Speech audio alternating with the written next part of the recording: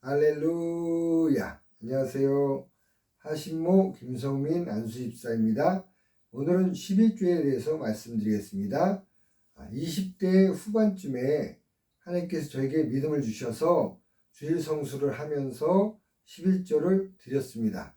11조를 드릴 당시에는 제가 첫째 아이가 태어나고 또 둘째 아이가 2년 뒤에 태어나고 하여서 갓난아이들이 2명이 있었죠. 그 당시에 하나님께서는 정말 말라기 3장 11절에 말씀하신 것 같이 메뚜기를 금하여 토지 수산을 먹지 못하게 한다. 또 기한전에 포도 열매가 떨어지지 않게 하겠다. 이런 말씀대로 저에게 이루어 주셨죠. 이 말라기 3장 11절에 나오는 말씀은 새어나가는 것을 막아주겠다 하는 말씀이거든요. 그래서 제가 갓난 아이들이 2명 있다 보니까 갑자기 고열이 나기도 하고 갑자기 콧물이 나서 기침 감기 때문에 병원에 가기도 하고 또 급체를 한 것 같이 갑자기 구토를 하여서 병원에 가는 일들이 많이 생기지 않습니까? 그런데 병원 가는 일들이 거의 없어지더라고요. 병원에 가게 되지 않고 새 나가는 것이 막아지는 그런 말씀대로 이루어 주시는 그 역사가 저에게 있었죠. 제가 그 당시에는 이제 경제권을 가지고 있었는데 이제 제가 경제권을 그 전에 전처에게 제가 주었어요. 주었을 때 이제 제가 말씀을 읽다 보면 11조 문제가 가슴에 닿는 거예요. 그래서 이거 11조 드려야 되는데 이렇게 말을 하면 쓰고 남은 게 있으면 드리겠다 이렇게 말을 했었거든요. 그러다 보니까 11조를 못 드리는 생활이 또 이어지게 되었는데 그러다 보니까 아이들 병원 가는 일들이 잦아지게 되고 물질적으로 새어나가는 일들이 많이 일어나게 되었죠. 그러다가 제가 2004년경에 혼자 되면서 그 당시에 이제 문방구를 하고 있었는데 거의 망해가고 있었죠. 그래서 목사님에게 상의를 하였어요. 목사님, 이거 11조를 드려야 되겠는데 한 달에 소득이 없고 오히려 마이너스가 되고 있는데 어떻게 하면 좋겠습니까? 이렇게 상의를 드렸더니 목사님께서 그럼 집사님 하루에 10,000원씩이라도 이렇게 드리면 좋을 것 같아요. 이렇게 말씀을 하더라고요. 그래서 하루에 10,000원씩 해서 11조를 드렸었어요. 그러면서 이제 그 문방구가 폐업이 되고 이제 정리가 되었었죠. 그 다음에 하나님께서 팔복김치에 취직을 시켜주셔서 그곳에 다니면서 11조를 온전히 드리게 되었었죠. 그 당시부터 지금까지 계속 11조를 끊임없이 드리고 있었거든요. 그러다 보니까 하나님께서는 계속 11조를 많이 드릴 수 있도록 저에게 물질을 다스리는 능력, 물질을 얻을 능력을 더해 주셔서 오늘에는 11조도 많이 드리게 되었었죠. 이것이 말라기 3장에 나오는 약속의 말씀이죠.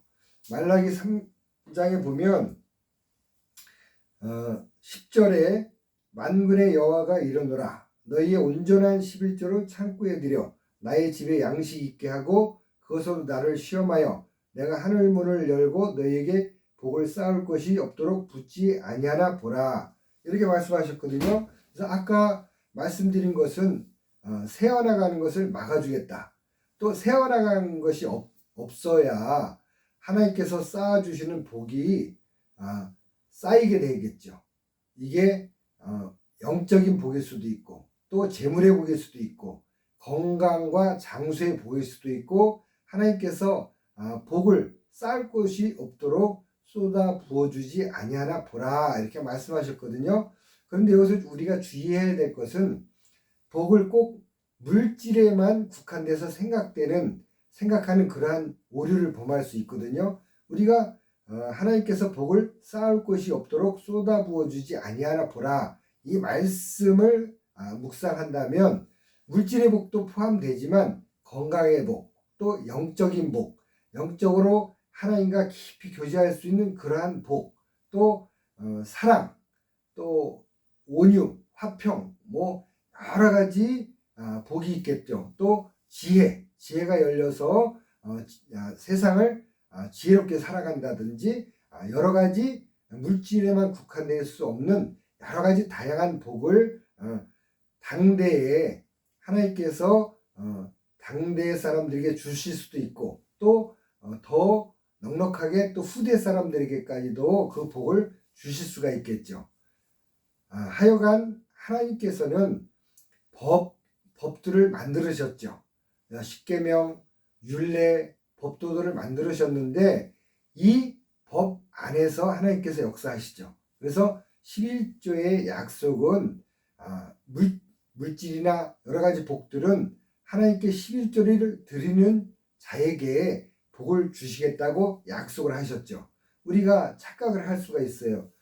아무리 신앙생활을 잘하고 믿음이 좋아 보여도 11조를 안 드린다면 그 사람은 하나님이 주신 복을 받을 수 없게 되는 것이죠. 이것은 공식과 같죠. 우리가 어떤 수학 공식을 외우게 되면 식에다가 숫자를 대입하면 답이 딱 나오듯이 11조에 대한 말씀도 마찬가지죠. 하나님께서 너희가 온전한 11조로 나에게 드려봐라. 그러면 너희 창고에 쌓을 곳이 없도록 쏟아 부어주지 아니하나 보라. 이렇게 말씀하셨어요. 또 기한 전에 포도 열매가 떨어지지 않게 하고 또 메뚜기를 금하여 또 수산을 먹지 못하게 막아주겠다.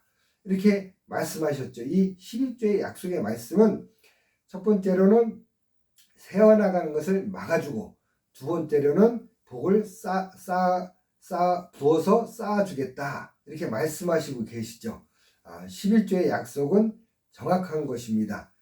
이 11조를 통하여서 하나님께서 교회를 세워가시고 든든히 유지 발전시켜 가시거든요. 또 교회를 통해서 또 하나님 나라를 세상에 확장해 가는데 물질이 필요하지 않겠습니까? 그래서 우리가 소산의 10분의 1을 하나님께 드리는 것은 굉장히 하나님의 약속에 대한 믿음에 대한 신뢰에 대한 우리의 응답이고 우리의 확인이고 하겠죠.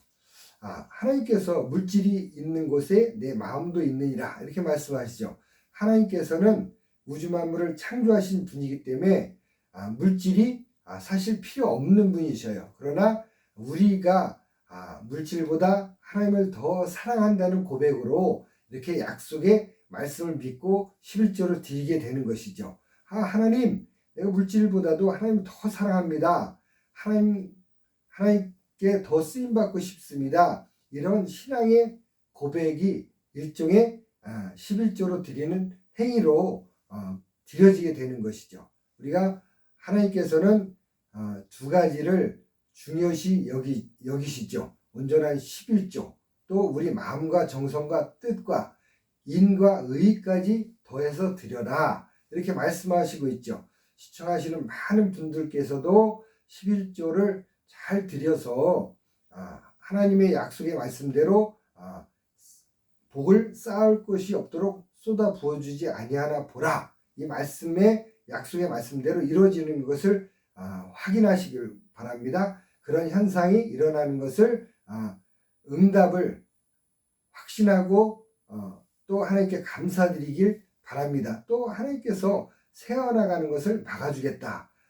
이렇게 말씀하지 않으셨습니까? 새어나가는 것이 없어야 우리가 안정적인 생활을 할 수 있고 하나님께 영광을 돌릴 수 있는 것 아니겠습니까? 그래서 경제적인 문제는 첫 번째로 우리가 만약에 빚을 지고 있다면 이 새어나가는 것이거든요. 그래서 새어나가는 것에 대해서 먼저 막아달라고 기도를 하면서 11조를 드리면 하나님께서 새어나가는 것을 막아주시고 그 다음에는 그 안정된 바탕 위에다가 쌓을 것이 없도록 복을 부어주시는 하나님의 약속이 이루어지시는 것이죠. 그래서 시청하는 많은 분들께서는 온전한 11절 하나님께 드려서 하나님께서 약속하신 말씀대로 이루어지시는 것을 응답으로 받으시길 바랍니다. 감사합니다. 사랑합니다. 축복합니다.